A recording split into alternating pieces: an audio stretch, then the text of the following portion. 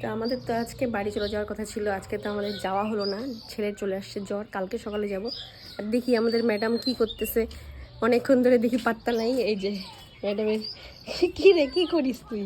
এই যে ভাইয়ের বিয়ের হাড়ি কড়াই রং করি। হাড়ি কড়াই রং করতেছে বলে?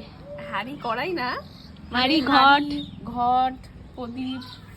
এই যে আমি ভাবলাম কি ওই মনে হয় ঘুমায় পড়ছে নাকি, কিন্তু এসে দেখি বাহ সুন্দর, ভালোই হয়েছে। আরো বাকি আছে, কেবল তো স্টার্টিং হলো। ওই যে আজকে তো চলে যাওয়া ছিল, হতোই না, আজকে যাওয়াটা ক্যান্সেল হলোর জন্য এগুলো একটু মানে আগায় রাখতেছে কাজগুলা।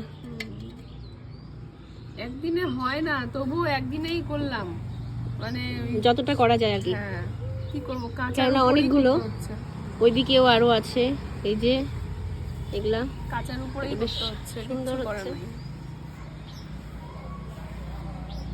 ভাবলাম একটু নতুনত্ব চেষ্টা করি।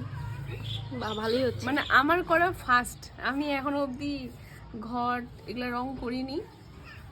তো ভাবলাম যে ভাইয়ের বিয়ে নিজের হাতে করি, একটা অন্যরকম ব্যাপার, এক্সপেরিয়েন্স ফিলিংস।